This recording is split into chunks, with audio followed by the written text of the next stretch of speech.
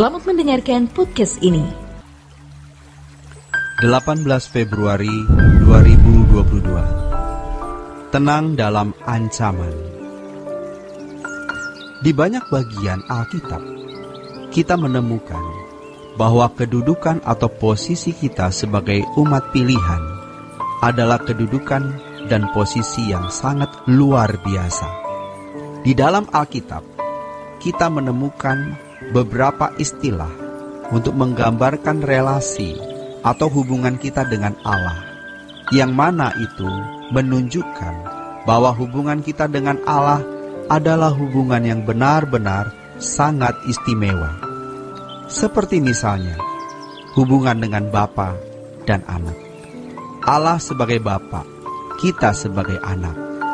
Allah sebagai gembala, dan kita domba. Bahwa Allah memandang kita ini biji matanya. Allah menyebut kita sebagai kekasih-kekasihnya.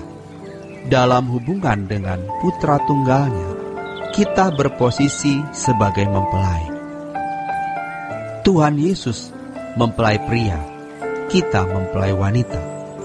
Tetapi masalahnya, apakah kita benar-benar telah menghayati hubungan itu dan mengalaminya secara penuh?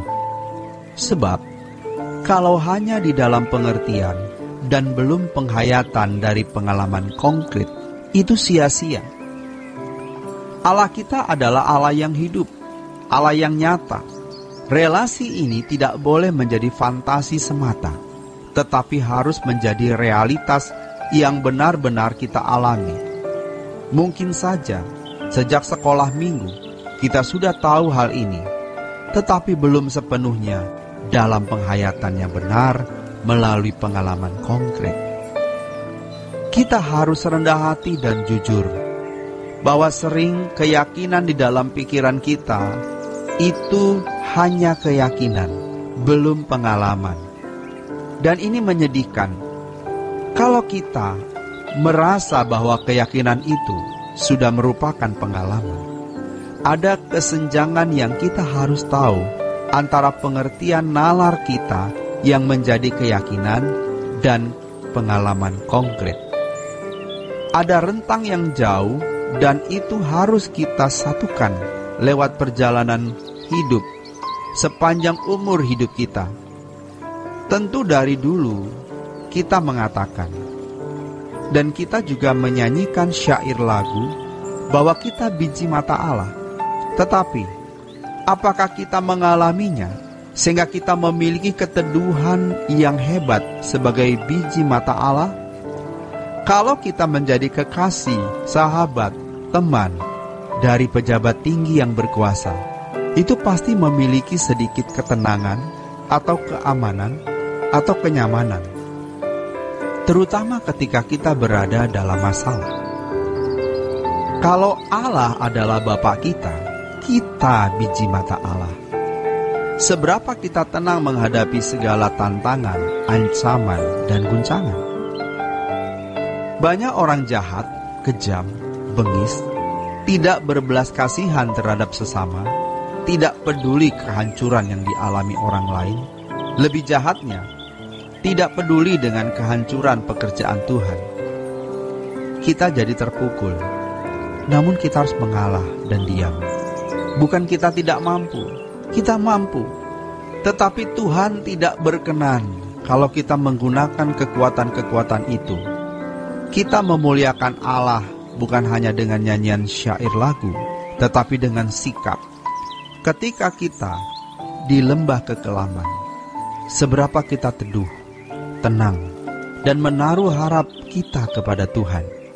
Bapa akan tersanjung kalau kita mempercayai Dia dengan benar.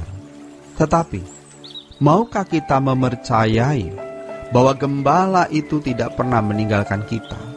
Kita bisa melewatinya nanti, karena di luar sana, orang-orang non-Kristen pun juga mengalami banyak masalah, dan mereka bisa melewatinya.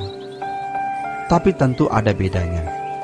Kalau kita melewati masalah dengan pelajaran rohani yang kita dapat, sehingga kita semakin dewasa dan hubungan dengan Tuhan makin melekat, jadi Masalah bukan hanya datang, dapat jalan keluar, lalu selesai.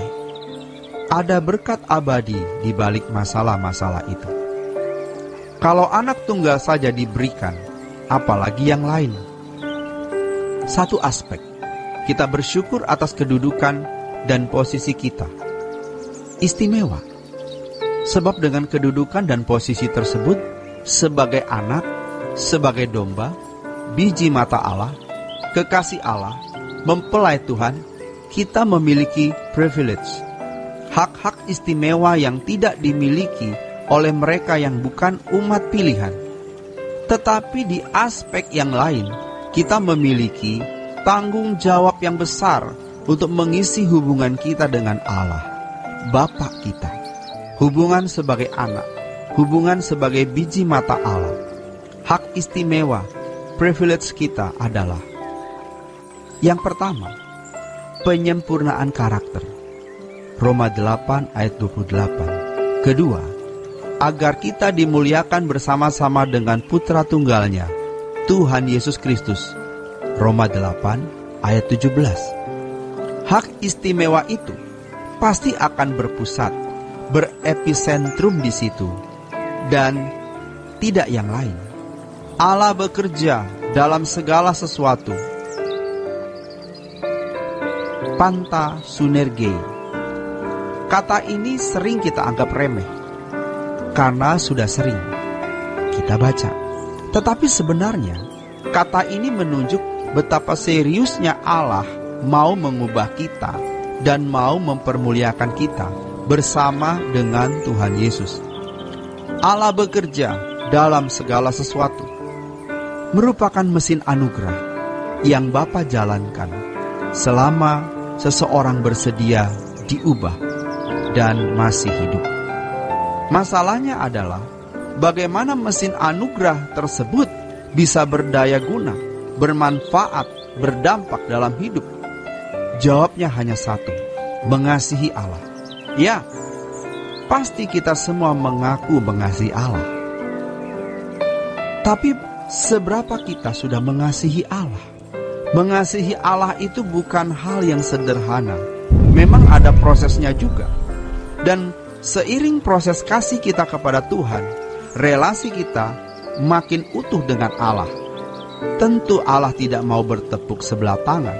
Maka orang yang tidak mengasihi Allah, orang jahat, orang yang suka melukai orang lain, tidak mungkin masuk surga. Demikianlah renungan hari ini. Tuhan Yesus memberkati. Sola Gracia.